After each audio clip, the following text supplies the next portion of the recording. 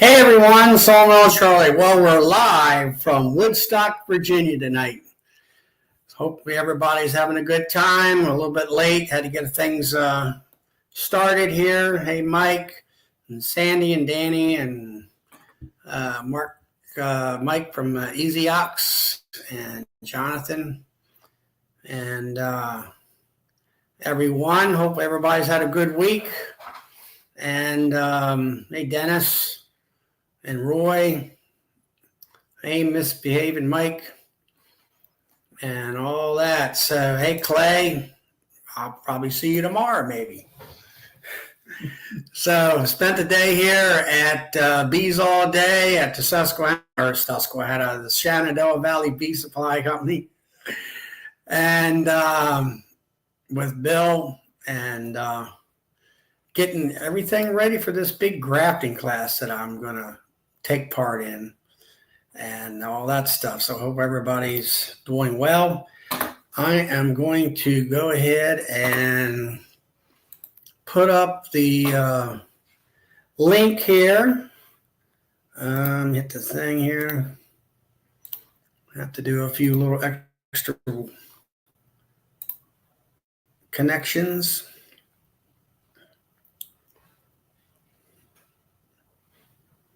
So hopefully it'll come up.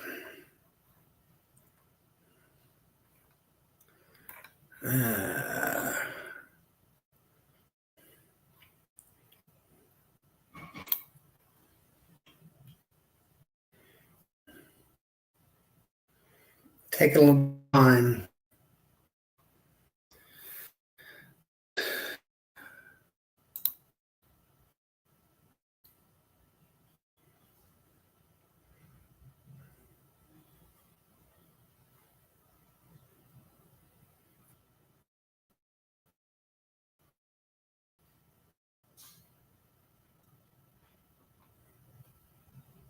Come on.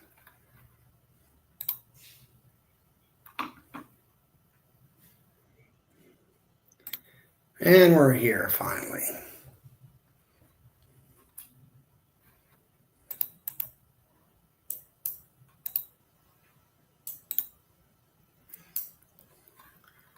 And there is the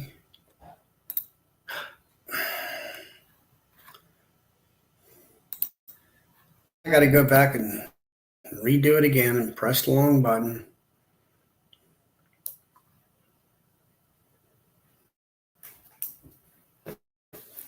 There it is. It's up there. Yep, I got to start. I can pin it.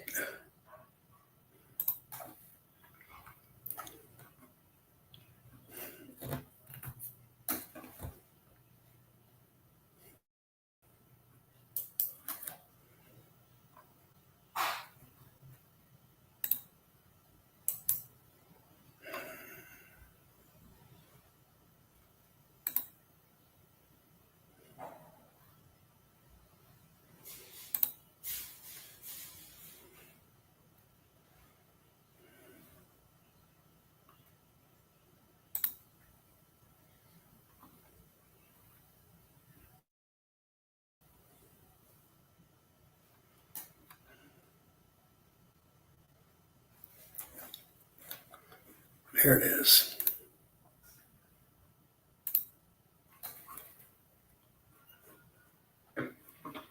All right, everybody, there it goes. It's pinned finally.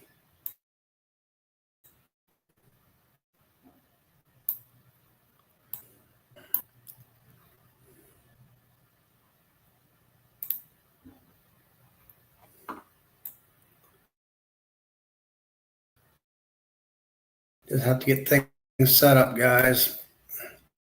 Especially when I have a real big screen here today.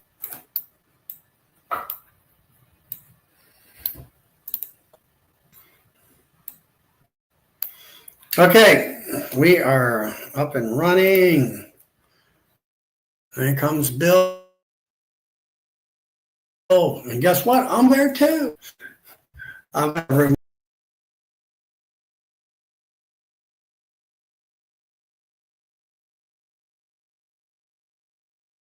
I think everybody's. I wonder how that's going to work. What's that? Mute your microphone. I don't know. I just got things restarted here for some reason.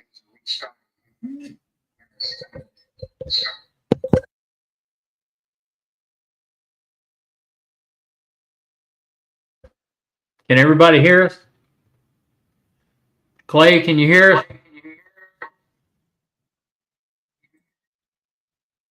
Turn your sound off.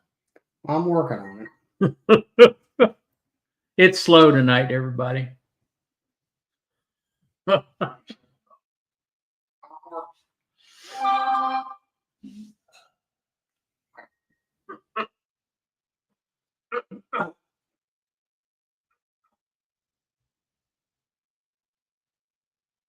Yeah, I think we got it. Got it now. Yeah, I think we.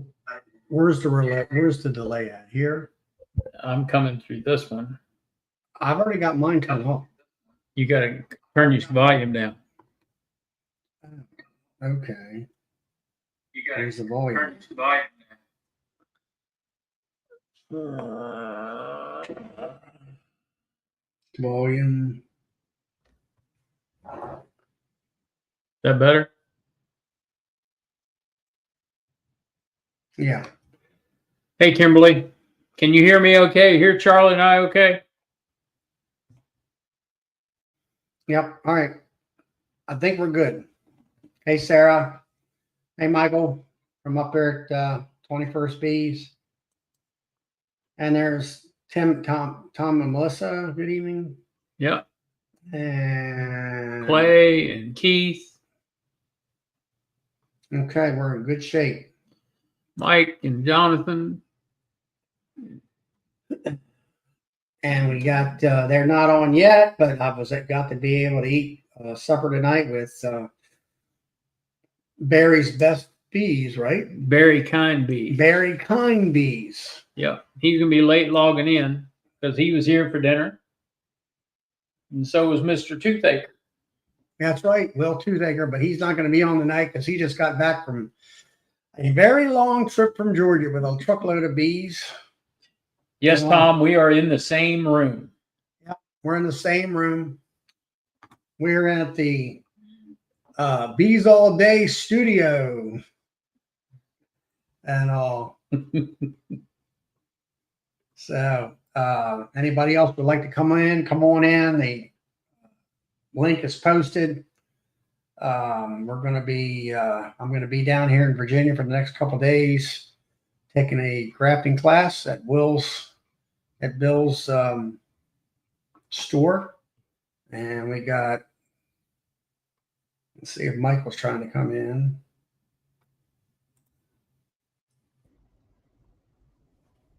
Hey, Mike. There he is. Hey, can you hear me okay? You got your voice, or Say something again, Mike. Can you hear me? yeah, there we go. We got you now. All right. I looked up on my screen and saw like Batman and Robin, the dynamic duo, so I had to hop in. Like, what's going on? I took a trip down and I came down to Virginia tonight, or this morning actually, and we're going to have a 2-day queen rearing class, i.e., yeah, Tom and Melissa, we are in the same room. Yep. I made him work for his supper tonight, too. Yeah. So tomorrow and Sunday, we're going to be in a queen rearing class. Bill's going to be teaching it. We're going to set up cell builders, and we're going to do some grafting, and I have grafted in the past and been relatively successful, but something that I always like to do is, my history, I've probably belonged to 5 different bee clubs at the same time. And people say, why do you do that? And I said, there's always a nugget of information that you can get out of a lecture somebody might be given on whatever topic it may be.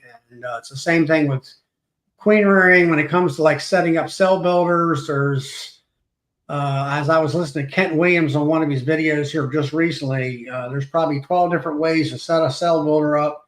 They all work, they're all good, and they all can fail too.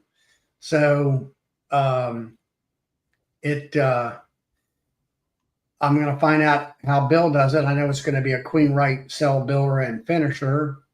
And so I'm going to hopefully take that information back with me and do some grafting here, probably maybe within a week or so. And I did find out myself on May the 4th, that's a Sunday, I'm going to be heading towards Georgia and picking up a truckload of bees and packages actually. And which I do that every year. Usually it isn't quite this late, but like everything else, as we know, the weather's been cold, and even down in the deep south, I think that snow that they had down there really put them back several weeks. Hey, Nancy. Hey, Dinah. Yeah, this last week, the rain's really been messing us up this last week. It's stormed just often enough to wash out all the nectar and probably catch some of my queens trying to mate in it. Mm-hmm. I mean, it's just been every day, every other day, just bursts of storms all over the place. So, Nancy, to answer your question, that's kind of very subjective. You need to make your choice, and whichever you choose is your choice. And hail hives, yeah, you're seeing double. And like I said earlier, Charlie had to work for his supper tonight. Yeah. Yeah, I've been putting anybody that's coming to the class. I know Clay, I think is. I've been putting goodie bags for all the classmates coming in tomorrow and all that. So Bill's treating us right when it comes to tools and small amounts of equipment and everything to be able to do the class right. And making sure that you got the right equipment to start it with anyway. And all that. So, where's that? Paul? Where's Paul at? Seeing double, Bill and Chip. Yeah, we're on the wild adventure here. And all that. I'm glad that you got your screen up because mine's going crazy over here, timing out. And all that. So what's happening with you, Michael? Anything exciting in 21st Bees? Man, staying busy, running machines, same old, same old. Mm-hmm. Trying to get into hives and trying to get frames drawn. So I took a few pictures this week. One of my hives that I artificially swarm them all. So I swarmed her plenty of time. I'm alternating my new frames and my wood frames. Opened one up every day, and I've got a picture on my computer somewhere. Looked inside, and she laid just enough pattern to get lots of nice little queen cells and take off on me anyway. So now I got to see what queen cells in my new frames look like already, way sooner than I expected. Which I don't know how to let you. I don't know how this works to put an image or anything on here. You click on bring your image up and click on present, and then I can put it up on screen for you. Let me see. Of course, I didn't actually name them. They're just random numbers. Let's see. Let's see what this one is. That's not it. But that's one being drawn is, but that's not the one I was looking for. All right. Do you want to get out or delete it or not? Oh, let me scroll through them. Oh, same one again. That shows you how. Let's see here.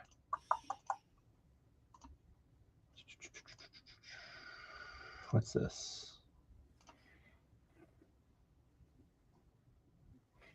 Well, yeah. There's a wood frame, but that's what one of my 2-year-old queens. She's at least 2 years old, but that's what my patterns are looking at like right now. Mm-hmm. So let's see. It must be this one. Is that it? Yeah, there you go. That is fine looking brood pattern there. Yeah. So she's at least 2 years old, but other than that, I don't. After that year, I don't know what she is. So. Yeah, that's really nice. Really nice. But that next image I got up there, that's Yeah, that was a nice little surprise. That kind of threw me off, finding all these queen cells. That one? Oh, yeah. Yeah, she was in there just long. I moved her. She was in there just long enough to put down enough brood on enough frames to swarm again. I really cut them back too. I can't believe she swarmed. And that's one of your frames too. Yeah, it's like that's the first time I've gotten to see queen cells on them. They actually pull them off. I can get a hive tool or a more flexible, thinner knife, and I went underneath and cut some of them out and moving them around and made some more nukes with them. Yeah, there's a lot of folks I heard recently.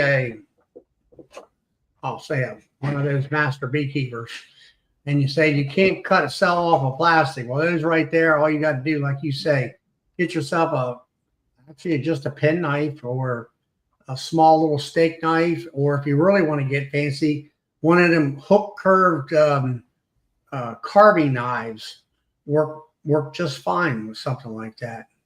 Yeah, if it's newer, softer wax, a big spoon works really well because you can just scoop behind the back of it against the plastic. Yeah, Pop them right out. You can, like you say, if you scoop right next to the plastic, you can cut that off of there. Hey, Daisy or Steve, thanks for the super chat. Appreciate that. And yeah, I mean, there's no problem. And then all you got to do is your donor hive, the hive that you're going to put it in, take your finger and make a slight impression. Put that cell right there, and then take your fingers and kind of squeeze it, wax up just slightly around it, just enough to hold it. And the bees will do the rest after that. And they'll glue it to that flame, no problem at all. James Lee, how you doing? I haven't seen you for quite a long time. Yeah, that was a nice surprise because, I mean, when I moved my queens, I really cut them down. So, I mean, I only moved her over with maybe a frame of eggs and brood, and pollen and honey and all that. But that's how I did all mine. And all mine are, they're laying, they're building up wax like they should on the new frames. And I popped this one open and just randomly, I came across that. So that's a little surprise, but right. Everything's drawn well. All the bees are looking good. I've got lots of good frames of like that other picture I had up there. Lots of good solid frames of brood. Just trying to get wax drawn right now. So they're eating a ton of food, trying to draw it out. Oh yeah, I'm sure they are eating a lot.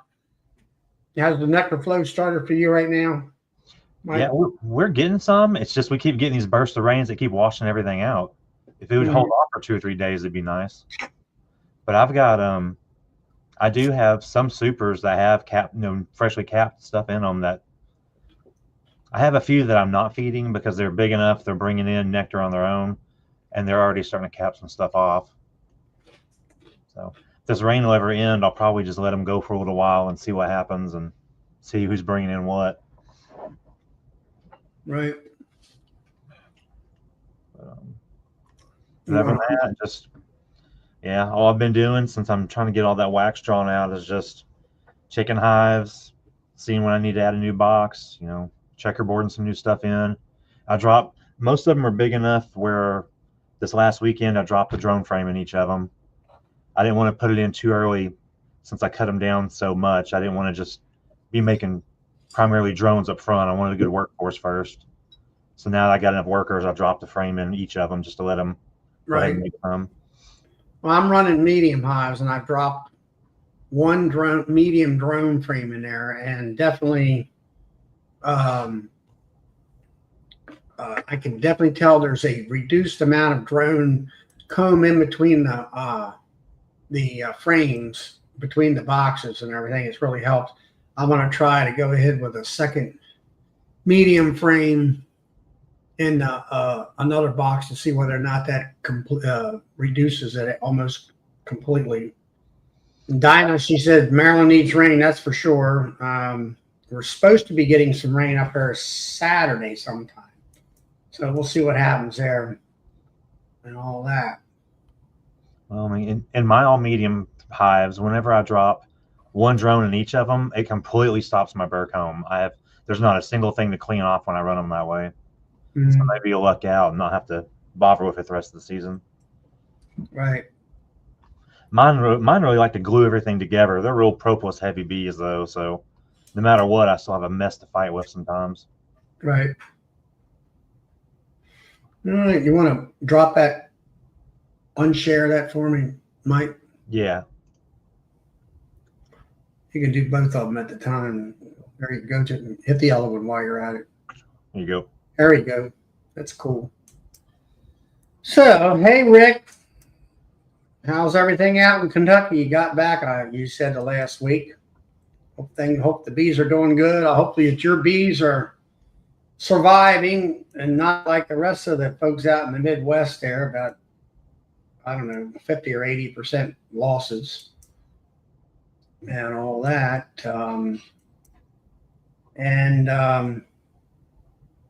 Let's see, James Lee, what's happening up in, I guess it's Michigan.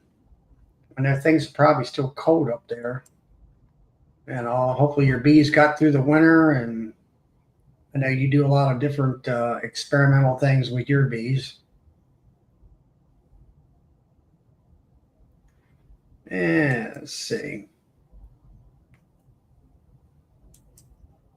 And Nancy ended up 5 packages and 5 queens coming up from Georgia on Monday. Okay. All right. Rick's doing great. He's got a couple thousand hives there. He's back from Florida into Kentucky and all that. That's cool. I'm really glad to hear that. And then James Lee here, he's up around Michigan. He got 63 right now. All right, just put the video update on the channel. Okay, that's cool.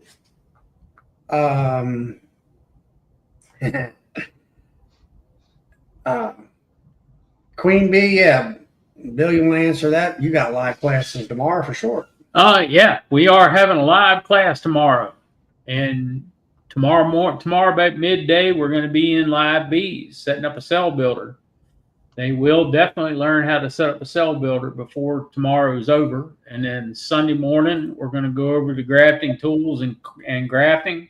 I'm going to graft some larvae and drop them in a cell builder. So that I've already got set up over there. So it's going to be an interesting weekend. And I got a question for Rick Sutton. Rick, I mean, I know you're commercial. What, with your hives in Kentucky, are you just making honey in that area? I know you did it down in Florida for sure.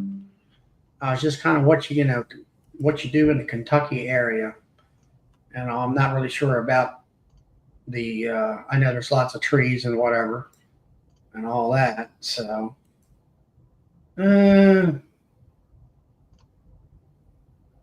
Bees for Real doing some cutouts and all that.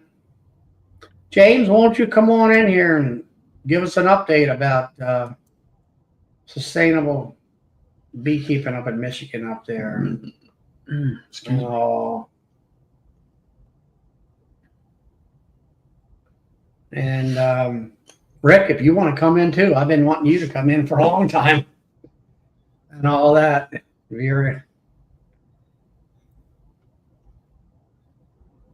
Hey, Matt.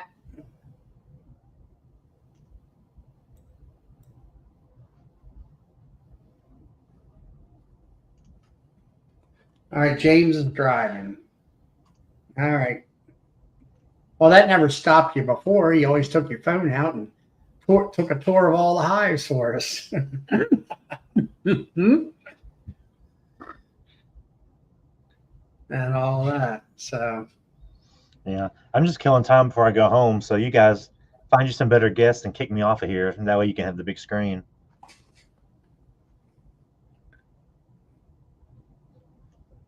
We're waiting on some other people to come in. Yeah, we always like a good conversation, man. All right, Rick. He's selling nukes and making honey, but the bees are doing good. and going to Michigan for blueberries. Okay. All right. He does pollination too. Yeah. And all right, Rick, I got a question for you. And we talked about, you said, young queens make more honey, and you're definitely right. Are you requeening every year all your hives or a portion of your hives? I've got hives are looking decent this year for me. And when I put them new queens in last spring, they did wonderful for me. And I'm starting to see they're not quite as prolific as they were. Of course, science people have often said, the queens lose their, let me see if I can get this off.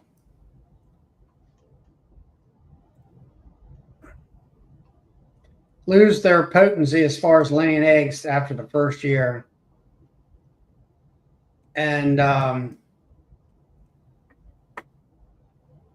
that. And also Rick Roy up there, he's up in Upper Michigan too. What part of the Michigan, where are you going to take your bees to? You want to know. And all that. But anyway, that was my question for you is, how often do you requeen? Do you do it every year, partially amount, or all your queen or all your hives and stuff like that? Because I'm kind of making this, I'm watching these queens that are a year old, and some of the hives are really doing great, and a good portion of them are not doing so great. I've been really thinking about trying to implement requeening on a more of a yearly basis, if it's possible, for what I need to do. And all that. Here comes James. With the queens. I told you could do it. Well, if you've ever been through Romulus, you drive through the exit, getting off into my my neighborhood area. It's one of the probably highest ticketed spots in the whole state. It's just kind of one of the city's main points of revenue. But I'm also getting over a cold, so I'm kind of gargly. But the queens actually increase their fecundity after the first year. The second year, which would technically kind of, if you think about it, year one, we often count the year that they emerge. Year two is typically when we come out of winter. That's at least how I usually count them, right? So that queen's still technically in her first season coming out of that first winter, right?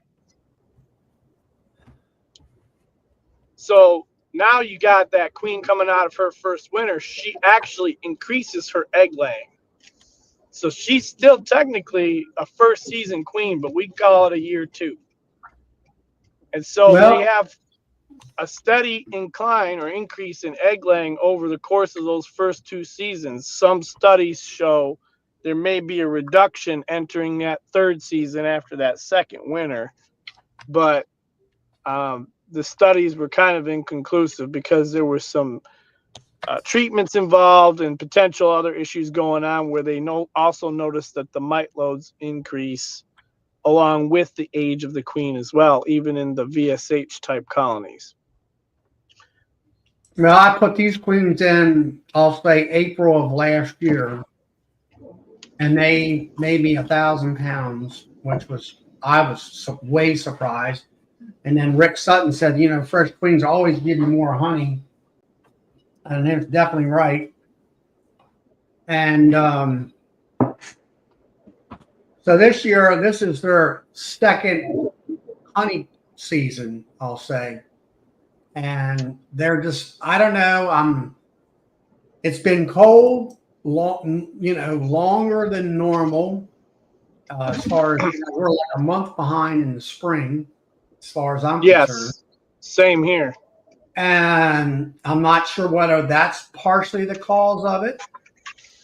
And I'm just kind of like, honestly, I like to have about 1,500 pounds of honey, or at least 2,000 pounds of honey. But I've increased my production hive population, and I guess we'll just kind of have to wait and see. I'm looking at brood patterns and stuff like that, and to see whether or not maybe I'm going to get back. When I get back, I'm doing grafting. It's finally gotten warm where it's at least 50 or 60 degrees at night and 70 or more during the daytime. And I could say that it's a common belief that brand new queens, and it's especially in the larger scale realm of things, is often a refrain. The new queens, younger queens, you just requeen every year, and you keep those fresh queens coming, and it increases honey yield. But the problem with that is the data doesn't support that from the scientific side of things, because the actual egg laying, which is where you're going to get your field force and your worker brood from, increases in the second year. So if you're pinching or selling them off, or requeening those queens, you'd never really have a good comparison to analyze that data. And you're also kind of pigeonholing your genetics in your apiary, because you're constantly cycling in new stock or a non-selected stock. Even if you're not looking for mite resistance, you're bringing in stock that's got unknown variables. So you're constantly turning it over. right. But Well, if you maybe ran 2-3 hives under the same conditions, you could probably see that. Take one out, put a fresh queen in, leave the other queen in. I could tell you those second season queens, they swarm because they just are so prolific in their egg production. They want to get out of Dodge. I was listening to some, I can't think what science person. She's from I think Texas A&U. She was stating that second year queens reduce their egg laying production by 40%. What? That's what she said. I say I've been all right. So I've been making my own queens for what, 13 years now. All right. I've never, in general, I've never seen my second and third year queens take that big of a dive. I think my second years always look really good. I mean, yeah, second years look solid. that's crazy.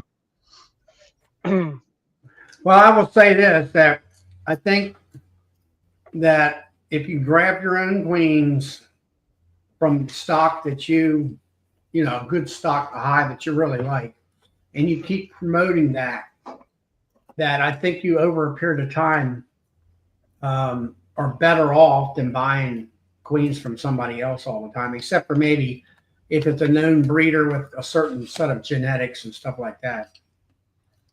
So maybe her study is based just on commercially mass produced and on that kind of a scale. I don't know. Could be. I mean, like Cayman Reynolds, he talked about, doing his own grafting and stuff, and his queens are, I'll say, better per se. Jane will be back, he said. He lost his signal, I guess. See, I used to graft, but I don't do large enough numbers to make it worth the trouble. And it seems like when I grafted, I didn't get as good as queens grafting as I did when I just let them do their own. I don't know if it was because of, the way I do it now, if I just let them pick what they want, if I was just picking, the age I was picking wasn't quite right. Mm-hmm. Better off letting them figure it out. So I don't think I've grafted in 4 or 5 years. I can, but it's just not worth the trouble for me, I guess. I always seem to make more queen cells than I need anyhow. So. Right. I want to say, hey, Tom, I seen you popping in there. I just want to say, and Tom's going down to get some Corey Stevens VHS stuff with Chris Warner drones. But we'll see how that works. But I don't know. I've never really requeened, on a schedule or anything like that. And that's been kind of something new for me. And hey, Lee, good to see you. And and I enjoy grafting and making queens. That's to me one of the fun parts of beekeeping and all that. So I'm just trying to keep a group of hives close to all the same strength and same production level and stuff like that. Kind of like commercial on a small scale. I'm not that organized. I've got big ones, I've got tiny ones, I've got nukes. It's all over the place. Right. Well, I got nukes as my insurance hives. I got about 17 production hives right now. And then I got a cell builder I'm trying to get worked up on and get it where it should be. So my main thing is, like I say, getting enough honey to keep everybody supplied, which I guess is kind of a never-ending battle to get more people that like it, more honey you need, and all that kind of stuff. Yep. Yeah. No, I've got the best beekeeper's accessory right here in my hand. So when you're trying to figure out what all you're doing, you look in your coffee cup of dumpster fires and you just read the back of it where everything's fine. Everything's fine. Every time you take your drink, just remind yourself. Doesn't matter how many dumpster fires there are around you, it's fine. Hey, Larimore. That's how I get through my day. I take a drink and remind myself, it's okay, it's fine. I'm not going to go postal on everybody in the building. Not getting all your furniture made, right?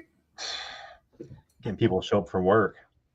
Yeah, you seem to have a help thing. You have a high turnover rate, don't you? Everybody around here does. It's just manufacturing in this area is that way. So, don't have enough help, or there's more jobs than help. Everybody I know is always hiring. We're always looking for people. Just been that way. It's been that way for 10 plus years. Yeah. Everybody wants to push a button nowadays. Yep. Yeah. But so anyway, well, James will be back, I guess, as soon as he gets in the house and able to get on the computer in the house. Anybody else wants to come on, come on popping in. But anyway, that's what's been happening with me. Let's see what did I've done this week. And Lee likes to pull a lever in that there crane. See, he sits with his feet propped up, and he might have to pull the lever about 10 minutes out of a day, maybe 20 minutes out of a day, and all that. And the rest of the time, he's either watching bee videos or sleeping, I guess. I'm not sure. I don't think he's sleeping, though. For me, let's see.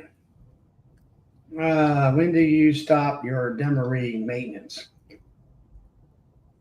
I do it at the end of the flow. When I'm done gathering honey is when I do that. I do it depends on the bee, how much your queens are laying eggs and things. You have to check that about every 7 days. I got some right now that the queen, she's laying, but maybe I'm got to get my schedule a little bit wrote down a little bit better. I've just been trying to get a lot of things done here recently about trying to get everything done before I came down to Virginia, trying to get everything done before I have to go to Georgia. And I didn't know when I was going to go to Georgia. So it's always a phone call away. And so in the last several weeks, I did all those demeries, did all the video work. Hey, Lisa. And then, let's see, what was it? Sunday, I believe it was. Saturday and Sunday of last week, I did splits, and they, put them on new bases and queenless for a couple of days at least. And then my queens came in Monday. I picked them up, took the afternoon off from work, and put my queens in. And then what I did was on the Demery, the brood that I had put upstairs for it to hatch out, I actually harvested, I think, 3 different hives, brood frames, and made me. No, I'm not going to sell nukes again. I've had enough of that. But I made 3 additional more splits to fill out my hive area, where I've got at least 8 or 9 nukes for my insurance hives, as I call them, and all my honey hive. And I actually made an additional honey hive. I went from 16 to 17, possibly I'm going to go up to 18, and depending on how well this last split does. So I got all that done, and then I checked some of those hives actually yesterday evening before I come down here. But the brood in the bottom end, she's laying. She's got plenty of room, so she's fine. And then Tom's got at least 100, almost 100 nukes leaving late next week. Well, Tom, you got Melissa there helping you, which having an extra person that knows what they're doing is a huge help in your situation. I know you got about 150, 180 some highs, something like that. And it makes a big difference.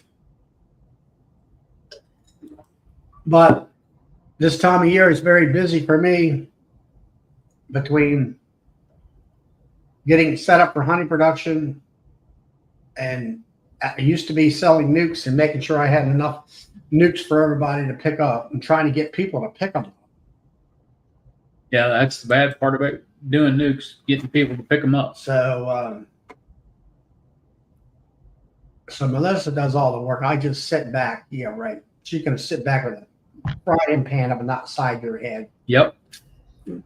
So, but I will have to say, Melissa does a great job, doing a lot of legwork about everything, especially like the party we had at Nobby this year. Yeah, Melissa's honey tastes really good when she bottles it.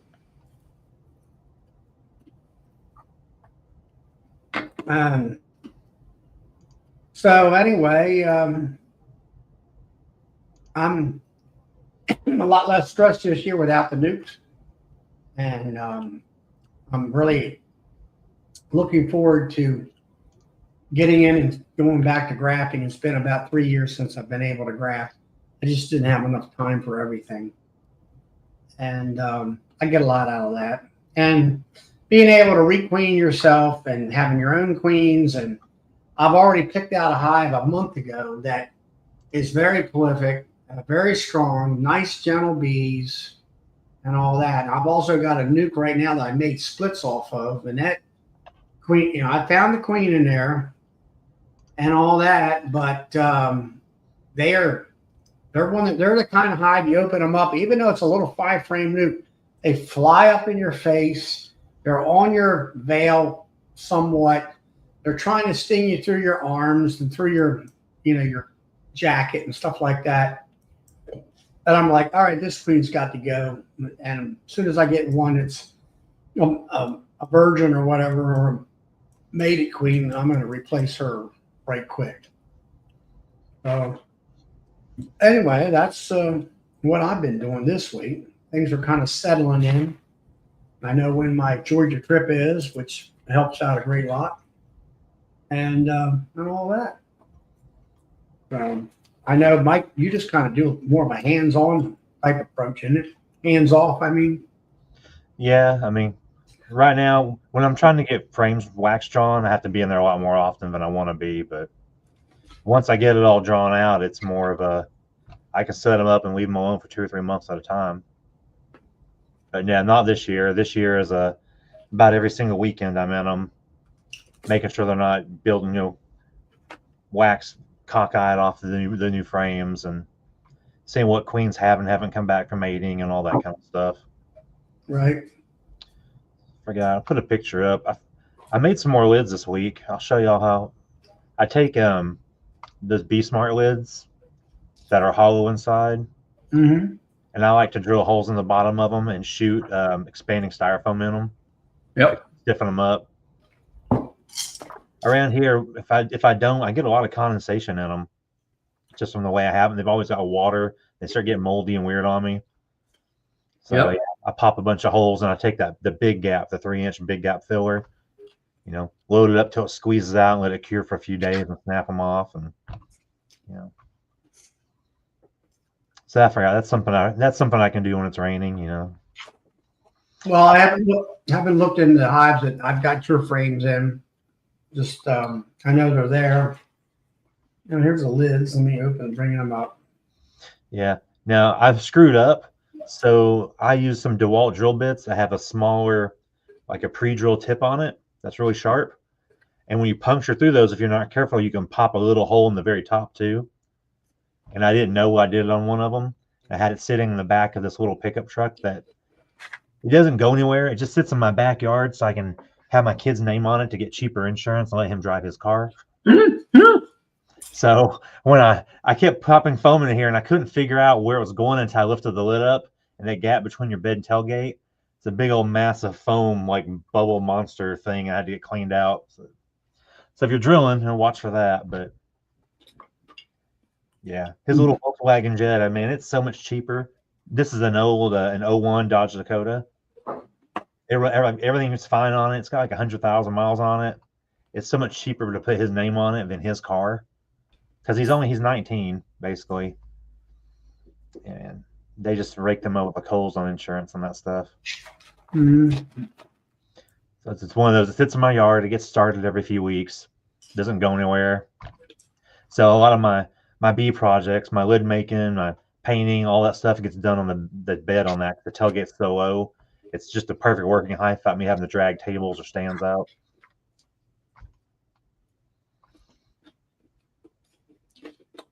Now Larimore here, he's got 9 newts to sell. They got 3 frames of cat brood.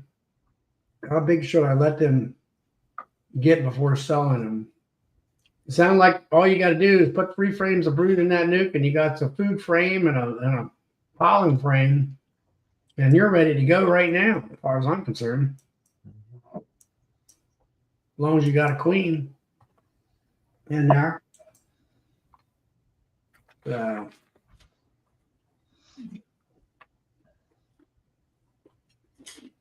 Tell you, I've got one of those Apame.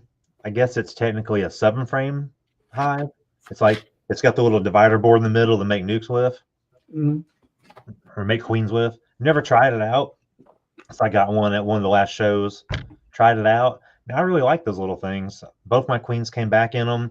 They could tell the difference between the colored inches just fine. They've got their own 2 little separate feeders on top. The only thing I don't like about them is the 2 feeders on top. Between those feeders where you sit them in and that middle divider board, there's a little gap. So when you take the lids off, the bees can start going across them. So when I open them up, there's no food in the feeders. I kind of press down on one just to kind of seal it up. But other than that, I didn't think I was going to like them that much, but I like them a lot more than I thought. They're pricey little things, but for what they are, they're not bad. Yeah. I like them better than my wood 5-frame nukes, having to mess around with those. I put 1 frame of bees, with a queen cell on it, and then I put some pollen and some honey in it, and that was all I put in there.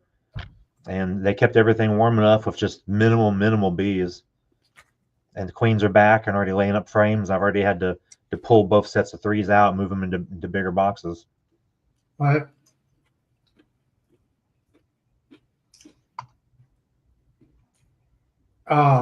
Larimar talked to Bee honeybees there. They do it all the time. They can school you in on that. Hey, Kathy. Oh, Okay, you made it home. Yeah, I had supper with Kathy May there, along with Mary's Best Bees.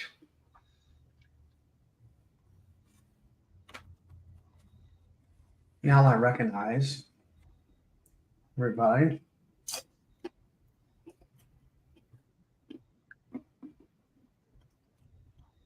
Let's see. And all that. But yeah. I don't know just when I have not been feeding my hives any Sherwood where I put those frames in, the acorn and yours.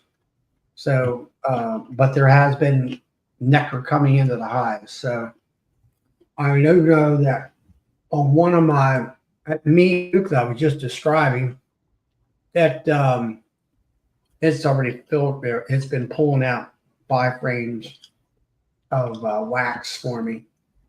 So if they're doing it, I'm sure the other hives are doing it. Yeah. Just hadn't had time to really get in there at the right time. And especially want to set up a video about it too. Hey, Jeanette. Hey, Jeanette. I should be able to get into my hives Sunday, midday, afternoon. I think we got storms coming in Saturday night. And it's been long enough. This is the Sunday where if the queen's not back or laying, she's probably not coming back. So Sunday is going to be a consolidate and reconfigure, and I'll probably make some more splits just to, they never always come, they all don't come back. So it's just a matter of how many are going to be, queenless and how many more do I want to make. And so that'll be my Sunday work. That'll be my last time of making queens this early. And then whatever comes out of that, I'm going to let it roll through the flow. Right. I look through them every day, and it's funny. You do them all at the same time. They're all roughly, within a day or so of each other. I've got some, it's this way every year. You've got some where the new queens are back and already have full frames of brood. Then you have other ones where you see the queen and it doesn't look like she's gotten mated yet. She's hadn't fattened up, and everything in between. It always amazes me how much variation there is from things that are made basically within a day of each other. Hey, Randy. Yeah, Tom's talking about swarm season has been slow this year out in Ohio, and the locust trees have not bloomed. Well, they don't normally bloom until about the 2nd or 3rd week of May here, and all that. But everything's late. It's all cold. Yep. And James Lee says the Midwest is due for a frost the first weekend of May, and that's really late. Or at least it is for us.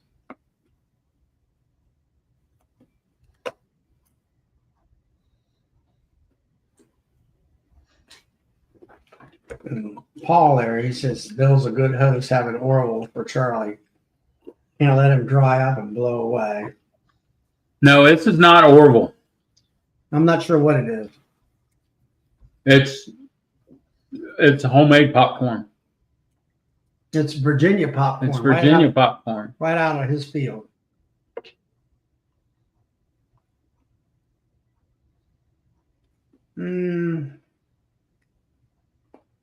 Nancy said her splits are the worst ones she's ever created. Man, what did y'all do to Nancy on Wednesday that cursed her so much? I don't know. Who put the curse on you, Nancy? Are y'all talking about how great everything looked and just ruined her chances, or? I don't know. James, are you coming back in?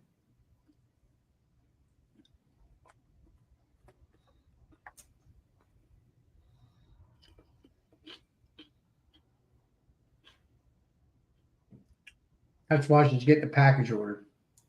I thought you didn't like package bees. I thought you never got package bees. I did too.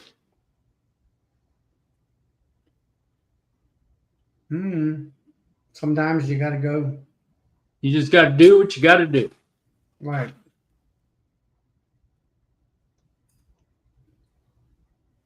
Matt made his first split on Wednesday, and I need to check it for cells on Sunday.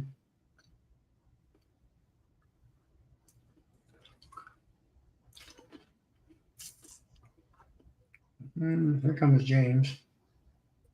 We got the pots and pans in the background here. That's all right. They're not flying through the air, are they? It depends on if I run my mouth. I haven't had a chance yet. Duck quick. So James, what's what is the weather like up in Michigan? I mean, now you're kind of north, aren't you? I mean, yesterday was 83 degrees, and then right now it's 63. Well, it ain't bad for nighttime. Yeah, we're gonna average out here 50s and 60s for the course of the next week or so. It looks like it's gonna stabilize for the evening temperatures. Above 50 for sure. So for folks that like to feed, that's probably going to be ideal. Look, can you open this door again? Yep, I got it, bud. And then the bees in my area. So I'm in a suburban area, so a lot of people that are in positions to start splitting right now probably are more rural areas, because my most rural yard is probably about 2 weeks ahead of the rest of my apiaries, which are closer to the neighborhoods. So that makes sense because of the forage availability. But I just reversed boxes and moved bottom brood boxes to the tops if they were empty. Kind of did a super, if you will, and just moved the brood nest down a notch, because I run 3 medium high for a winter configuration. And those are all looking pretty good. But we're not really due. I'm not going to split. I'm going to wait as long as possible. I want as much brood as possible because I sell nukes anyway. So I don't want to cut myself for the customer short. And then make sure there's at least a hefty set of brood frames available. But a lot of the breeder queens, some of them required additional space with stacking a couple of supers, because they're doing really well. No swarm cells, practice cups, but no cells yet. Right. But I also haven't done full inspections, so who knows what's going on in the face of the combs. So are you going to, I think aren't you grafting and stuff, certain bee or, bee lines that you've been working on? Yeah. So my stock is mostly, I think at this point we were the Northern Queen Initiative had a board meeting the other night. We were discussing, like the idea of naming bees after specific lines. Sometimes we bring in breeder stock, it might come from somebody who's doing, VSH instrumental insemination. We would say, well, this is a line of bees after such and such. But after a while, people that are breeding in the initiative are raising their own stock and testing their own bees. And you can't really call it the breeder queen. Like, you bought a breeder queen 3 generations ago. It's not really that line anymore, if you will. Yeah, so that's what I say. Right. And so I'd say I've got Michigan stock that's Northern Queen Initiative approved based on our testing methods. So I've got I'd say 8, maybe 9 breeder queens that have survived the winter treatment free. They look really fantastic. Lots of brood, lots of bees, even frugal on their stores. And I think, was that somebody was talking about how some northern breeds, if you will, are a little more frugal, and like Carniolans and Caucasians, and people associate winter frugality with them. But I would say I've had southern bee stocks in my yards, and my bees definitely wait to get going, and that's exactly what's happening. They're waiting for everything to be ideal before they take off. So, well, I think year after year after year, they do the same thing. Yeah, that's how my Russians Well, are. I think that if you're grafting from your stock, I think the stock does what would you say, the traits are revolving around the type of climate they've been associated with for so many years and everything when it comes to that. I They're think more locally adapted. locally, Right. that's what I'm talking about. Yeah. So that's Right. I think that's true. Yeah, and I'd say that I'm gonna verify by some additional testing and make sure that those mite counts are staying down as they go through the spring buildup. It gets a little more complex when you got more brood, because when you got more brood, there's more mites in the brood. It's harder to kind of test them with our traditional methods without actually digging through the brood and looking for the mites. But a lot of these queens are VSH, varroa resistant. That's the beauty of testing your own bees. You could start with your own stock, and odds are you're going to find some candidates that do have that mite resistance. Even if you've been treating them for years and years and years and you never really bothered to look, I'd say there's a good chance at least one out of, let's say, 1 out of 6 or 7 of those may have the characteristics you can use to start breeding mite resistance in your apiary. Yeah. I just, like I say, hopefully I get going this year and continue on year after year and see, like you say, after so many years, get that genetic running to where you definitely start seeing that same trait of calmness and prolific, early startup or whatever for my area, and that kind of thing. So, Yeah, your guys' flow sets on pretty quick. yeah, usually, well, we've been getting some nectar in here the last couple of weeks, and It's been cold.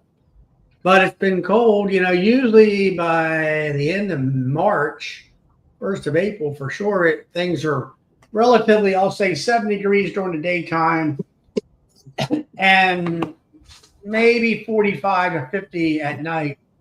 We still have some cold spells, I'll say early April. But now, this year, April was cold during the day, cold during the night, and finally got into March or May, here almost to May, in the last week of this month. And finally, things are starting to turn around. So, hey, Mark Miller. Hopefully everything's doing well with your 60-some mating hives you put out.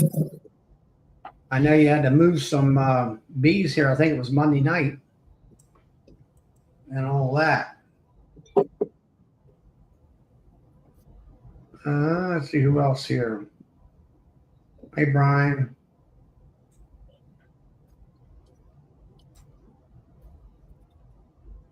So, Oh, it's dark in here. what's that? Oh, I'm sorry. I thought my microphone was off. I said it's dark in this room. My daughter's in here hiding out like a hermit.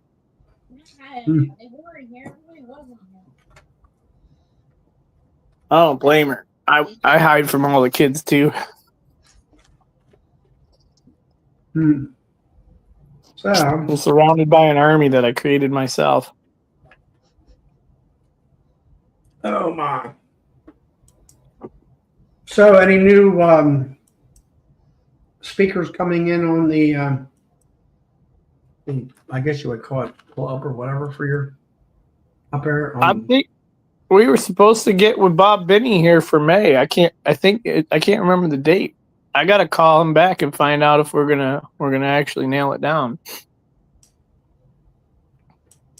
Yeah. We wanted to talk to Bob because Bob is, bringing in some, resistant stock, and bringing in resistant stock at scale comes with its own trials, but it's good to hear that other larger beekeepers are. Is that the pole line that he was working with or something else? Yeah, I think he did mention some pole line. Yep. Mm-hmm. Yeah, he brought pollen in from 3 different breeders. Yeah, he did that. I know he had some mean highs on that last video he put out, but he's working on that. I tried to watch that video, and guess what happened? I fell asleep. Bob talked me right into La La Land.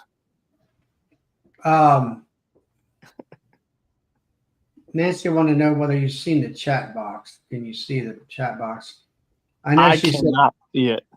said. Okay. I know she said that a friend of mine and hers, Ed Sharp. He does a lot of queen rearing up in Pennsylvania. I think he's also a member of the sustainable program and all that. And he does a lot of he does all his own grafting. He's been working at it for quite a long time. Kind of like what you've been doing with the what is it, the Harbo assay method, and got one of the kits from the newest thing out, UBO. Oh, I can see it now. Yeah, Jeremy Granato. Yep, I knew it. And yeah, Nancy, Ed. What's Ed's last name? Ed what? Sharp. I don't know him personally. Okay. It don't sound familiar. Well, he does a lot of. He likes his, queen breeding and stuff like that. He's here in Michigan? No, he's out in Pennsylvania. Oh, you know what? I might have talked to him. Mm-hmm. On the eastern side? I believe so, yeah. Yeah. Pennsylvania's got some interesting requirements for, you got to get inspected to ship queens, yeah? Yeah, we're supposed to be inspected here too to sell nukes or ship cross lines or queens or anything. Yeah, Pottstown, Nancy. Yep, I've talked to Ed. Yes, it's all coming together now. Yeah, and Bracken, congratulations on your. I think it's a new baby boy. Yep. This past week, and you said you've been off the grid. Well, I can kind of see why. Between bringing bees back in from California and having a baby boy all at the same time. Oh, new baby smell. I miss it. I still smell the 4-year-old to see if I can catch a whiff, but it's definitely not the same smell. It smells like dirty little boy. That sounds really awful and creepy, but if you're a dad, new baby smell. Yeah. No, he smells like the world. Disappointment. His name is Cole Stephen Barker. Cole Barker. Good strong name for a boy. He's pretty worthless right now. Took him to the farm and he wouldn't even open the gate. Oh, yeah, he's right. And he's got to open the gates. And he's got to close them too, Bracken.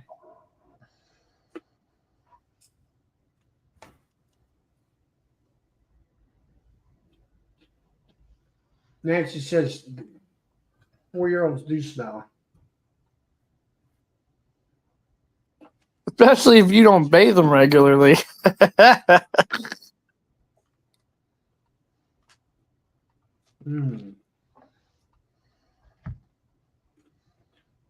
Yeah, something else.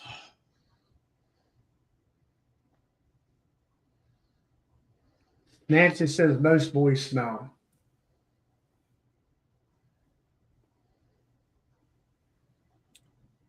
So, yeah, they're all hard to get into the tub. Especially when there's so many of them. You got to rotate days, put them on a schedule. And just hope they don't get anything into their off days. Right. Like a skunk.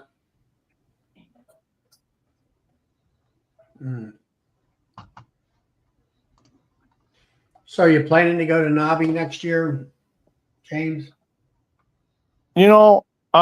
Maybe it's. Did they move it to February? No, it's later in January. like a week. The later. end of January.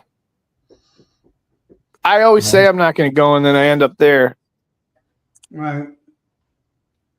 It's But gonna be there's a after. couple of Wisconsin conferences as well. Mhm. 2 in February, plus we have ours in February. It's a busy time of year. A lot of snow up that way, isn't it? There wasn't much this year. It was cold. It's been one of the coldest winters in 10 years, but there wasn't too much snow.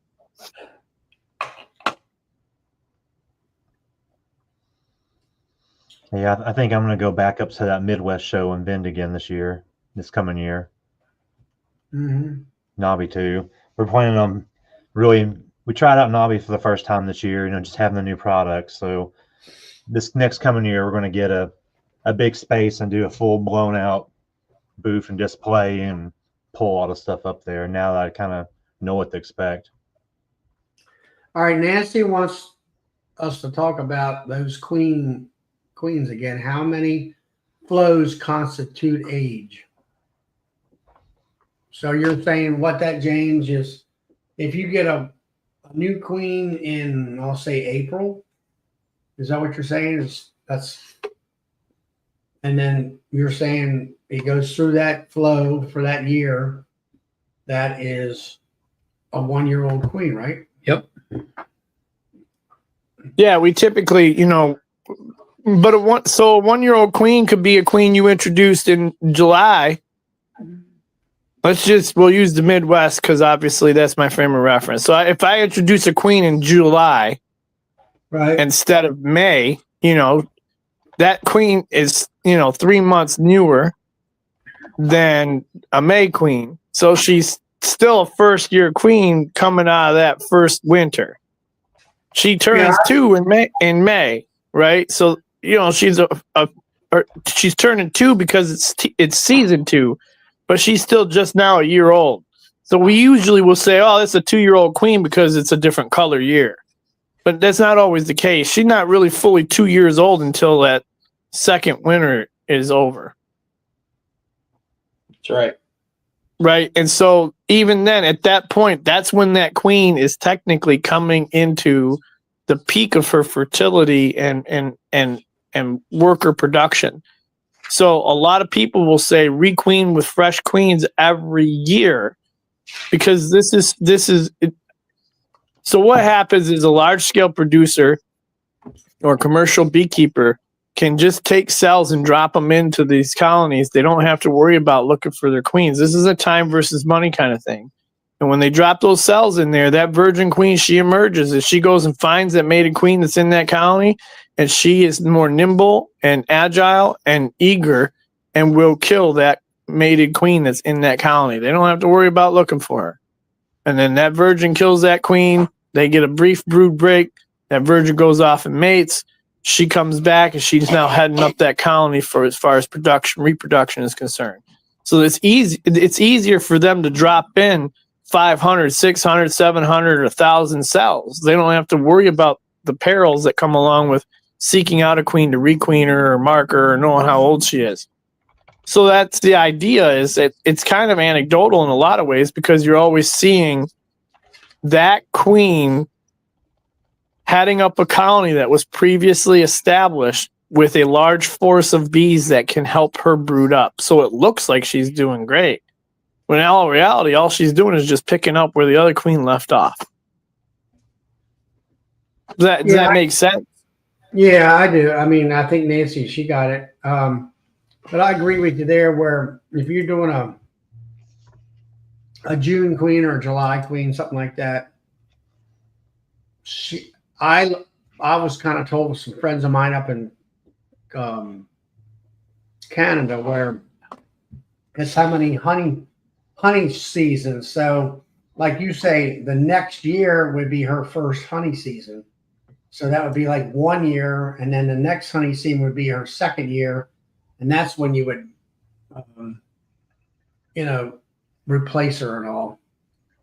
And, but like I say, for me right now, it's like, okay, this queen is going to be her second honey season.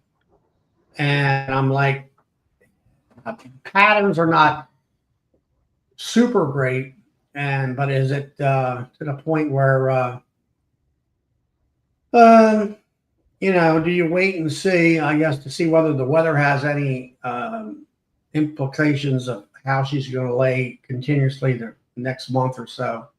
But like I say, we're all late. So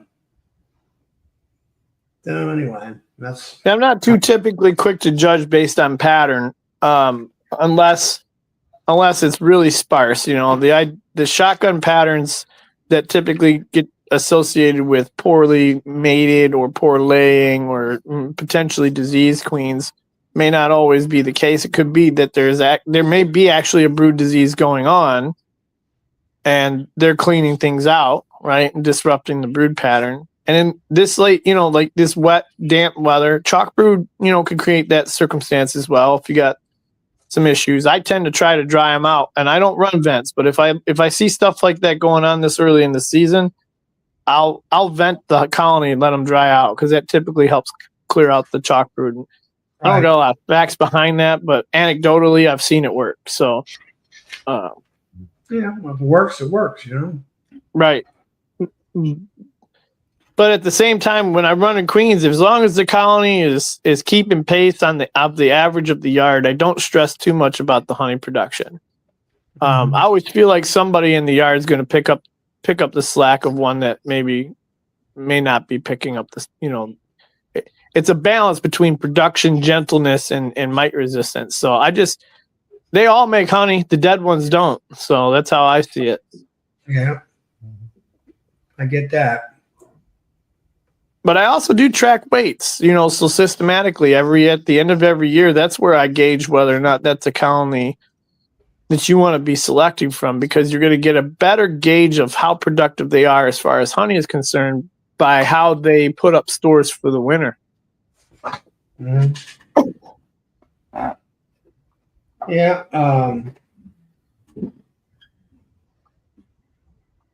I agree with that. It just, like I say, I'm just trying to keep up with the honey production, what everybody wants and everything. Everybody's been complimenting on my honey, the taste of it and all that stuff. And I'm like, okay, well. I do like the taste of your honey. It does have a nice sweetness about it and stuff. So trying to keep up with that type of thing. It does remind me of sourwood. The one bottle you gave me, for some reason, maybe it's just that southern flavor going on over there. It's more of a locust / poplar type thing. Yeah, it's good. I like it. Even my own relatives, they were like talking to him. I said, they were talking about put it in the coffee. And I was like, well, I said, well, once you put it in the coffee, to me, I would think it just makes the coffee sweet and you would just taste coffee. And he said, oh, no, you can definitely tell difference. And Paul Hale says it's a sawdust flavor. Yeah, right, Paul. If you've ever tasted juicy fruit gum, the stick gum, the Wrigley's juicy fruit. Oh, yeah. That's my favorite. I don't know what flavor that is. I was looking it up the other day, like what the flavors are. There's people that speculate all these different concoctions, but my honey reminds me of the flavor of juicy fruit. That's interesting. And it's almost the flavor doesn't really get you up front. It's like an aftertaste that kind of rests on your lips afterward. Right. It's fancy. Yeah, I had some other honey that I was tasting, and I don't know. It had like a sort of like a cough syrup taste to it. I don't know whether Bob Biddy mentioned about it in one of his videos. I tried to find it. I haven't found it yet. I don't know whether it's a cherry tree type of honey or what, but it definitely had a taste I've never tasted before. It wasn't, some people like more of a robust taste. Some people don't. I like more of a sweet taste. And I don't know, it just had an off taste to it. So it was interesting. It was fruity, I guess you would call Yeah, most honey is either too sweet or it's either really sweet or really fruity. Like it's kind of on a spectrum, but usually the floral notes are what make it taste fruity, I guess. Mm-hmm. Yep. So, yeah. I want to say, hey, Ryan, are you working tonight? But yeah, it's like you say. I've had taste of honey where a friend of mine, he brings in orange honey from Florida, and it has definitely the taste of like orange juice. That there's citric taste for about 5 seconds. And I've tasted stuff like from the Midwest where they grow a lot of thistle for bird seed, and that's got a real zingy taste. Is the only way I can describe it. And then of course you got buckwheat at the other end of the spectrum, which to me, it kind of is like it's about as black as Motorola, and to me it tastes terrible. It's like it, you know. Did you say Florida? Yeah, he would get a barrel. Yeah, it's like a molasses color. Oh, what is that? That's palm honey. Yeah, it's a buckwheat. It's kind of like it's like a wheat plant that it lets off nectar a certain times of during the daytime, and I think they use a lot of it for bread or buckwheat pancakes and stuff like that. Buckwheat flour. Buckwheat flour. Yeah, I'm not a huge buckwheat fan. Yeah. So anyway, but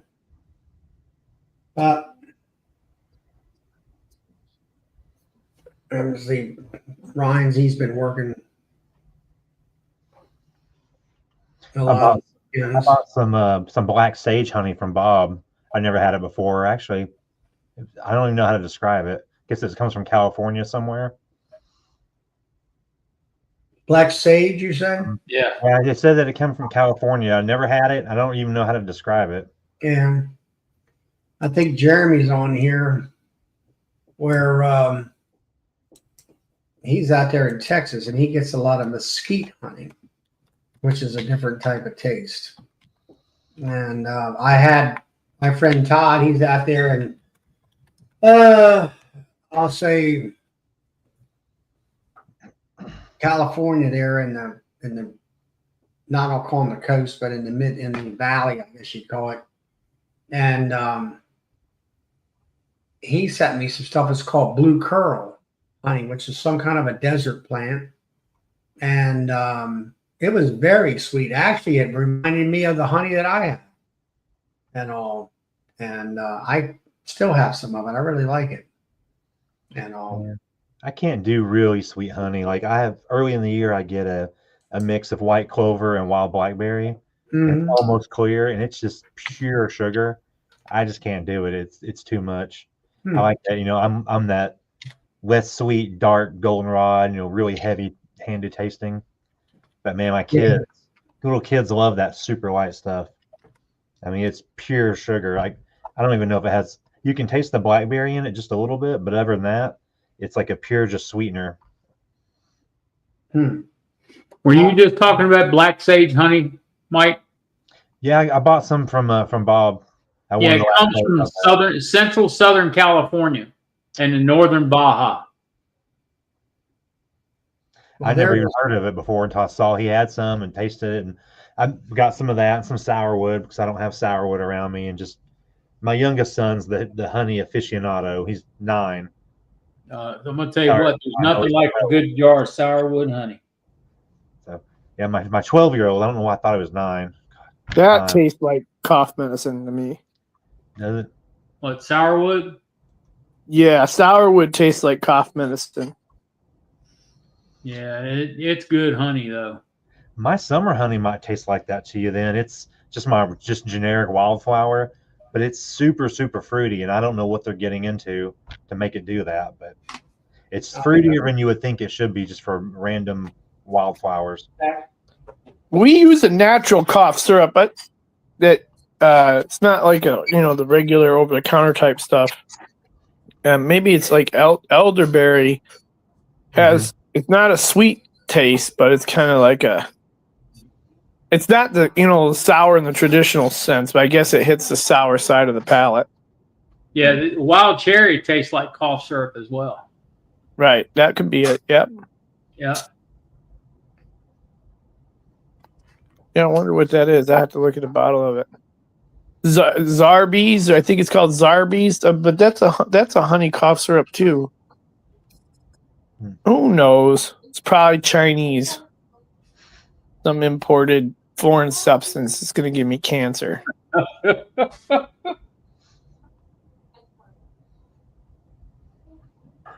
Well, something's going to kill us all one day. You never know. 10 out of 10 people die. Yeah. It's the ultimate statistic. Can't escape it. Yep. And you know something else? What's that? There's people dying every day to get into a cemetery.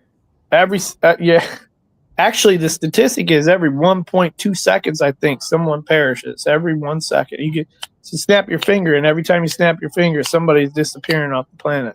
But somebody's also being born. Yeah. That's so crazy. That's one of those things that like make your mind go blank. Like if a tree falls in the forest, does it make a sound? Well, of course it does. But you trying to grasp that idea makes you think outside of self, and we're so oriented, natured in our thinking. Think about that. This video chat's a wonderful philosophical example of how we're breaking down that barrier because we're coexisting in 3 different places at once. And everybody in the chat. Yes, my wife has to listen to this craziness sometimes. You should have pity on her. No, I'm not drinking.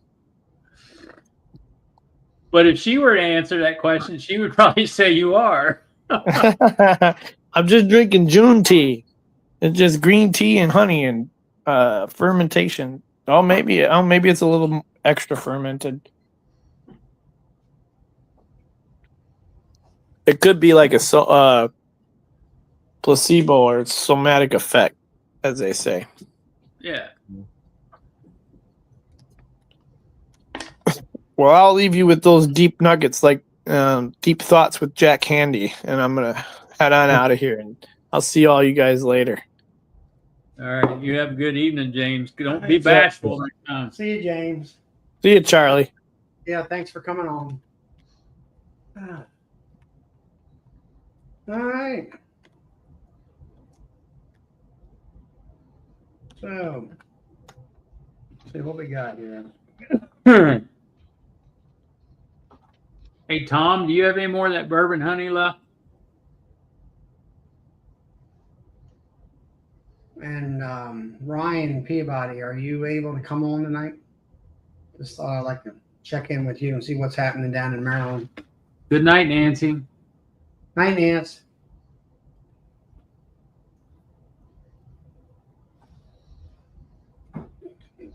Okay, so I'm working on making up my schedule of what fall state shows I'm going to go to. Are y'all's state conventions actually? Do you have very many people actually go to them? It seems like we in Virginia we get a couple hundred people. Yeah, it seems like most state conventions I've been to just gone to go to just as a normal person. Seems like they're always really small compared to just the bigger bee clubs conferences that they put on. But I've never been to Alabama and Georgia to theirs. So trying to figure out what I want to go to. I don't know a lot of people that go to various ones in different states to tell me if they're worth the drive and the time. I know the Arkansas ones are about a waste of time. I mean, we went from having a spring and a fall to where they only cut it back to the fall because you can't get enough people to make it worth the trouble for a spring. And the last time I went to the fall ones, I don't think he maybe had 80 people, and I've heard that it's gotten even less since then. I see your message for you. I would say, Michael, that I think you went out to Tom and Melissa's thing, right? That one out there in Missouri. Yeah. You were there to that one. They go to a lot of really nice shows. I think the one up north there, did you go to that one too this year? The one up north, I forget where it was at. Yeah, I went to that first year of the Midwest, their shows. Seems like Well, all the conferences are good. It's the state beekeeping shows. Like I've been to Arkansas and Oklahomas and various ones like that, and it seems like they're always just tiny and almost not even worth the drive just to go. The topics are always like almost always basic beginner based. So yeah. that's the only people that show are like the people that are just getting into bees or planning for the next year to learn. Well, that's right. Maryland State Beekeeping. They used to have 4 times a year, and they used to have a lot of um, what would you call it? A lot of people show up, because it was also pre-Zoom, Hmm. and like they're having one here. I forget what month it is. It's all gonna be on Zoom, and it's hard to get people to come out again anymore. It seems like, and then like you say, most of your bee clubs that I know of in my area, they cater to the beginner, and all that kind of stuff, and it just gets kind of, and then like you say, the talks are around beginner subject per se, and all, but I mean, I used to go to state shows and I go to smaller conferences that were, driving range, and that's all it seemed like it ever was, or just in my area specifically. And I just stopped going to all of it. well, Going to some of these bigger shows, you get a lot more varied speakers and a lot more varied topics. right. But once you get down to like the state level again, I'm just not having good luck finding anything worth the trouble to go to. Yeah, because it costs you money to do all that, and I don't mind spending the money. It's just, I mean, I would still like to go to some just myself, not to vend, but just to go. yeah, the bend, I mean, it's going to cost you money. Yeah. Yeah, it does. But I have to say the same thing. I'll say 99% of all your local bee clubs, they cater to one specific group, and that's the beginner beekeeper. Yep. And depending where you're located at, like the state clubs, a lot of them, some of them lean a lot towards the scientific aspect of beekeeping with all the speakers that are more or less college professors. And then there's some that maybe have a balance where they'll have the science and then they'll also have the hands-on type of thing. But it's just like perfect examples like this week. I'm down here going to take Bill's queen rearing class. We're going to go through on how to set up a cell builder. And there's queenless cell builders, there's queen right cell builders, finishers, all that kind of stuff. But trying to get somebody I'll say at a state level, or maybe one token, local club that's going to really put on a queen rearing class and not just grafting class. Everybody gets so focused on grafting all the time, and it's raising a queen is way more than just that one thing, and all that, and that's the kind of classes I'm looking for. Technique, I'm looking for skill, some kind of a skill that I can take back to my apiary and use. But then after a while, you get up to a certain level of beekeeping where you kind of know it all as far as the skill sets. Yeah. That you have to know how to do certain things. And like you say, after a while, it's like, well, why even go to the bee club? It's all about beginner beekeeping unless you're going to be the guy who's instructing. And it's like, it ain't worth your time going there. I mean, that's what I ran into. So our club here used to be big, and I used to help do stuff, and I was vice president and had my own club and some other things. And I would try to do presentations on that more involved aspect of it. Mm-hmm. And you could just see the people looking at you wide-eyed, completely lost, because they were all mainly beginners. It was a little above where they were at. But so you cater all your talks and presentations to that. So when you do get the more experienced beekeeper that comes in and they see that, they don't come back. And it's like a lot of these clubs, you can't get over that hump because you're having to do your presentations for who's coming in now, and you can't attract the other without running off the beginners that think it's too over their head and they quit because they don't understand that, what you're talking about, a year or two past them, but it's good to expose them to it just so it's not brand new to them, the concepts and terminology and all that. It just seems like a lot of clubs, if you're not a good, big, well-organized club like Tom and Melissa and them up there and their shows, and they've got a lot of good stuff going on. And I haven't come across a lot of clubs that are really involved like that. Especially well, you got to have, like I said, you got to have key people to make it happen and everything. Now, Tom talks here about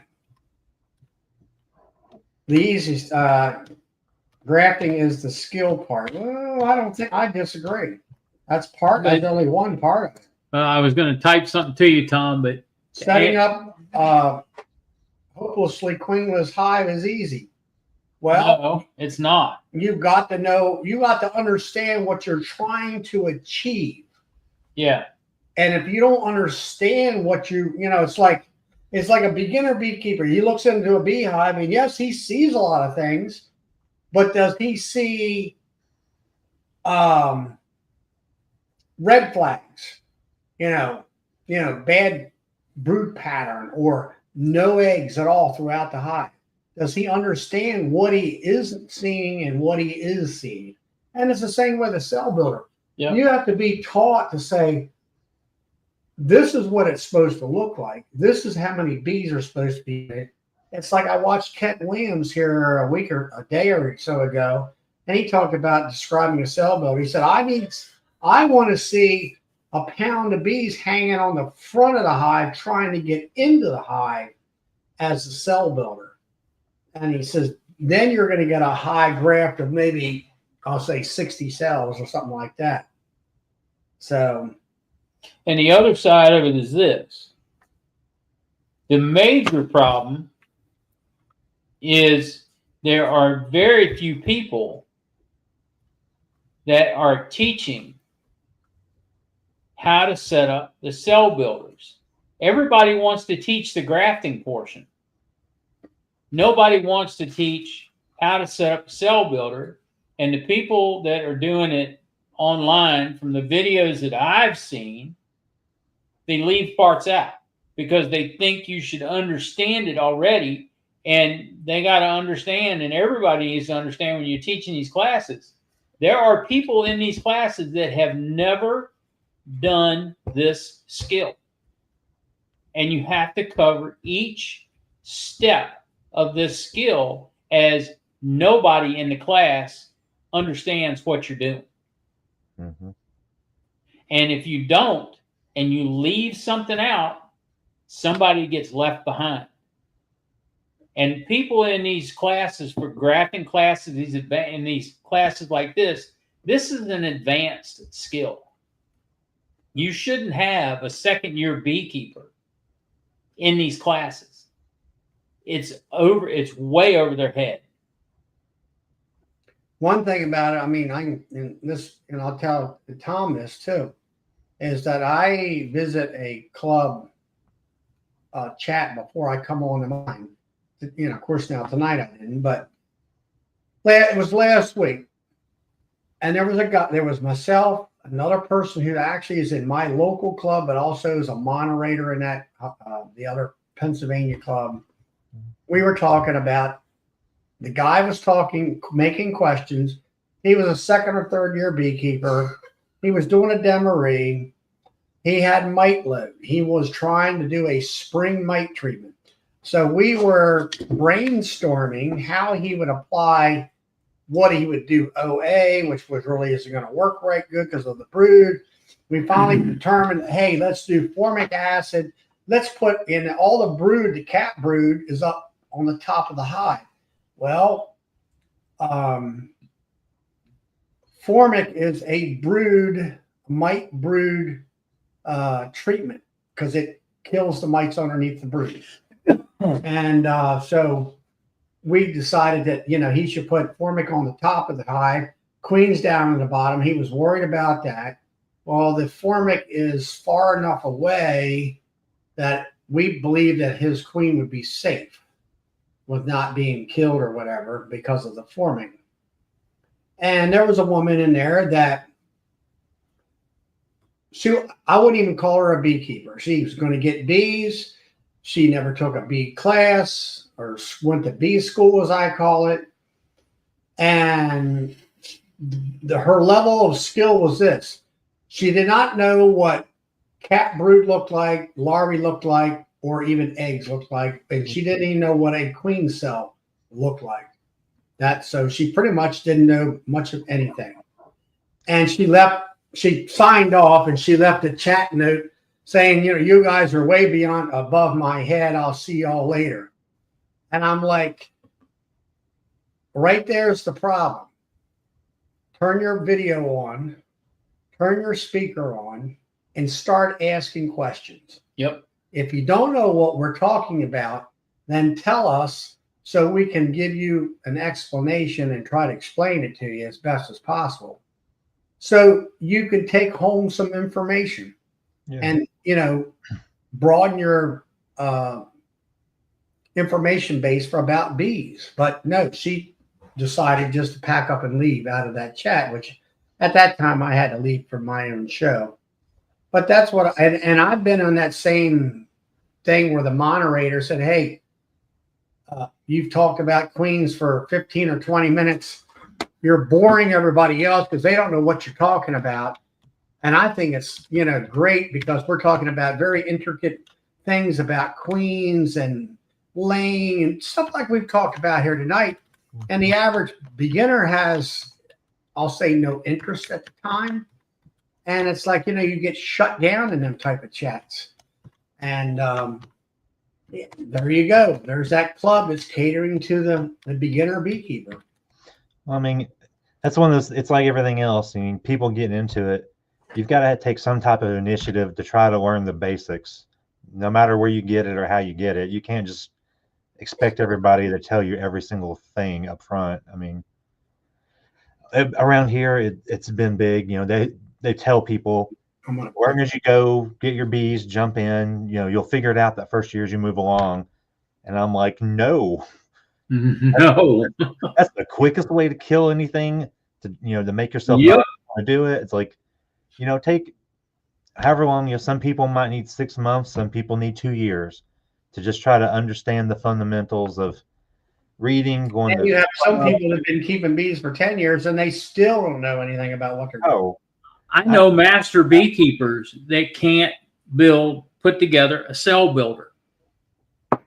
oh yeah. I mean, and it's not like it's not unintelligent people.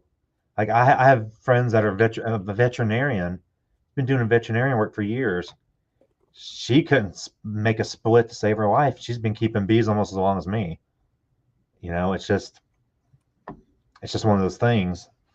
But and then they get mad when they're like, no, we're here to teach everybody and to help you learn. Except that some people, not all of them, some people come in wanting you to tell them exactly what to do in every single step, and it just doesn't work that way. Well, somewhat that way. I mean, it's like it's the last video I put out about the maintenance and about switching brood frames around. And I stated in the video, I said, here's a brood frame. It's got capped on one side. It's got, I'll call it jelly on the other side. And I said, you gotta rate, I guess you might say, the frame, what you're going to put upstairs. You want capped on both sides. And just that one you put back down in the bottom brood chamber to let it continue on its, bee venture, I guess you would call it, or whatever, in the brood rearing part. And it's not a candidate for upstairs, but that's sort of a skill set that you have to kind of learn on your own. There are some things about beekeeping that you can kind of get the gist of the basic idea, but then you got to kind of fine tune it yourself and all. Yeah, you have to fine tune it to what works for your bees in your area and your apiary. Yeah, I always tell everybody, to me, beekeeping, it's a 50-50 thing. It's 50% science and 50% an art and a skill. And you just have to learn, and over time you refine your skill. But you have to have that basic foundation of, like bee space. Bee space is bee space. There's not a lot of variation in it. You can't just ignore it. You have to take things into consideration. But there's, to a point, you can bridge off and do things a lot of different ways. So when somebody wants an answer and you can't give them the exact answer for their exact question, then they get mad and they get shut down. And it's just one of those things. Norman here talking about he can't sit still per se, like in a bee club. And then he goes to YouTube at his fingertips. Well, as long as you can find a good video to watch. Yeah. It's like a perfect example. I went back here about a month ago from being down here, and here Black Mountain Honey out of England popped up about the Demery. So I watched it. The first thing out of his mouth was, in the bottom brood chamber, to put 3 frames with the queen on it from the original box. Fill the rest of it out with foundation. And I've heard that multiple times. I guess maybe because they all watched his video. Mm-hmm. But yet, I just printed out the article from 1892 that George Demery himself wrote in the American Bee Journal. And he states right in there that preferably is to put the queen, and 2 or 3 frames of her own brood and food and everything into that new box, and fill the rest of it out with drawn comb. And he said, if you don't have it, you might be able to go and you can go ahead and put foundation in or starter strips, but then you got to think about something. He wrote that when? 1892. So my friend, who's been in beekeeping for about 60 years, he said when he first started, and where I live now, he would get at least 100 pounds of honey per hive. And now, if you get 50, that's pretty much the average. So in George Demery's time, they're probably averaging 100 to 150 pounds of honey. Why? Because there was wide open spaces. A lot of it wasn't even settled, i.e. by farmers, a lot of agriculture. Or they had, like my grandparents, they talk about the field above my grandparents' house. Well, that was where the orchard was. Well, back then, they were self-sustainable more so than they are today. They had an apple orchard, and they might have had a peach orchard, and they grew their own food in their garden along with those fruits and vegetables that they grew on the farm along with the cattle and whatever. Did they spray? No, there wasn't no need to spray because you didn't have any pests. Gardening at my parents' would tell me when they started gardening at one time, they didn't have the Japanese beetle or any other thing. They didn't have the potato bug. You could plant your garden and never have to do have pest control whatsoever. But those days are totally gone forever. And it's just like beekeeping up until the 80s, I guess it was when Varroa came in. Prior to that, that was the only Sebastian of farming that was left that didn't utilize pesticides. Now we're using pesticides all the time because of Varroa and all that. You might have had American foul brood back in the day, and that was it, as far as I know. And all that. So what I'm getting at is about the drawn comb. There you are. You got one guy over here saying drawn comb, but if you get it from the horse's mouth, that's not what he said. He prefers, drawn comb and not foundation. And then you also have to remember in his day, in 1892, they didn't sell running honey. they sold combed honey. That was the preferred honey that was being sold. And you put it in them little cypress boxes or whatever it was that you wetted up and you bent them and all that stuff. Mm-hmm. And that he actually states that in his article about harvesting combed honey. Well, with combed honey, you have to have a very prolific bee population, and you got to have a really great nectar flow in order to achieve a really good quality of combed honey and all that kind of stuff. So you have to kind of look at them videos and say, well, where does that person live? And what's his weather conditions? Is it the same as mine where I live? Maybe not. It's like if the guy over in England had Black Mountain honey, I've been told, I don't know for sure, that he gets a huge honey crop coming in like a freight train where they can draw the wax out and fill it full of honey or whatever very easily because of the amount of honey coming in. I don't know about that for sure. I do know that holds true up in Canada where Ian is, and up in Manitoba, and Doug and them guys, because they'll go up there, they'll put a deep box, which is their honey box, put foundation in there. James up there in Alberta told me this himself. Within 7 to 10 days, 10 frames of wax is completely drawn out and it's completely filled with canola honey, because the canola honey comes into there. He got 24,000 acres around their hives. There's so much honey coming in, it's like a freight train. And he found out for him and his conditions, he had to put 2 deep boxes on of just foundation in order to keep up with the bees, so they don't run out of room to put honey in. Yeah. So, you got to really scrutinize what you look at on YouTube. No, don't get me started on YouTube. Huh? So don't get me started on YouTube and beekeepers. Yeah.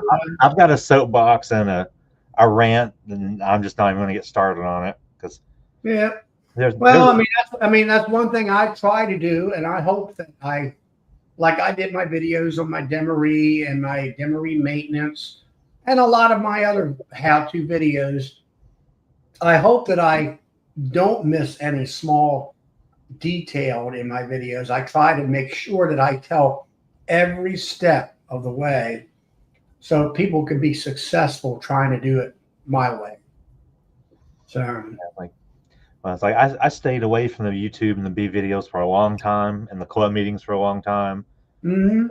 Depending on who you're watching, you have to look at it from my point of view. I'm the demographic that gets crapped on all the time because I'm small cell and I'm treatment free. So there's not many things and places I can go and watch things without it some point coming up, getting listening to people go off the deep end and little rants about things they don't understand, how to do certain setups properly. Just like I wouldn't try to tell you how to do a demeray because I don't do them. I don't know the ins and outs of them. Mm-hmm. Like I don't. Well, Oxalic, I don't know anything about small cell, and the fact it was supposed. The idea behind it was, from what I gather, was if you went back to small cell that you have a better mite control situation. I don't know whether that's true or false. I think the way I understand the history of it is that they made the cells bigger, so they were trying to get bees to produce more honey because they were making bigger bees, so supposedly make it more honey. Whether that's true, I don't know. Yeah. Badeau was trying to get bees with a proboscis long enough to work red clover, because in their area they had a ton of it, but the little natural sized bees, they couldn't access it. And it didn't work out. They really still can't. Yeah, I mean that was as far as the red ball clover. That's like when we planted it for a hay crop and stuff like that. But now we don't do too much of that anymore. It's just like myself. When I was growing up, everybody wanted Timothy hay. Yep. And the breed of Timothy hay was very tender to the horses. Now the Timothy hay has been modified and it's very coarse and they don't like to eat it. And back in the 70s, everything was, well, orchard grass hay was junk hay. Now it's the number one sought after hay. Mm-hmm. And then most horse people don't like the pink ball clover hay, which is more for cattle. It's dusty to bale it and all that, and it makes the horse slobber. And they have a conniption about that. So crazy stuff. I just have, I have people message me and ask me how to do it the way that I do it on the small scale. And, it's a lot different. There's a lot to it. It's not just pop your bees in, leave them alone because they're going to die. So I try to, and it's really involved. I try to give them the logistics kind of it. And then you hear, well, that's not possible because such and such on YouTube said that you can't do it that way, or the bees are so mean, you have to wear like armor and blah, blah, blah. Like, yeah, but they don't actually do it. They don't know the ins and outs. Just like I'm not going to tell anybody how to do a treatment regimen because I don't know the ins and outs of it. It's it's not something I do, so I'm going to keep my mouth shut. Well, Tom here, he says he's close to treatment free, and I know he's developing some a different way of treating for mites and all that kind of stuff. So. Yeah, it's like I could care less how people keep bees. It's just I always get mad when people tell you how it, you can't have bees that are workable, or you can't do this, or you can't do that, and you're like, well, I've been doing it for over a decade, so explain it, Yep. Well, guys, it's 10 o'clock, and I've been up since about 4 o'clock this morning, and I got to get up early to go to this class and all that stuff. So I'm going to cut it short tonight. We'll see you Monday night on Bill's Bees All Day channel at 8 p.m. Eastern Standard Time, and Nancy has hers on Wednesdays or every other Wednesday at 6:30 in the evening Eastern Standard Time, and I'll be back next Friday and at 8 p.m. Eastern Standard, and we'll do it all again. So thanks for everybody that's come on. Mike, thank you for coming in, and Bill and James and all that, and we will see you next week. And so hopefully everybody will have fun with their bees, and everybody will have a positive result as far as any getting your bees to bringing in honey and all that kind of stuff. So until next week, we'll see you. Don't forget to hit the like button on your way out. Y'all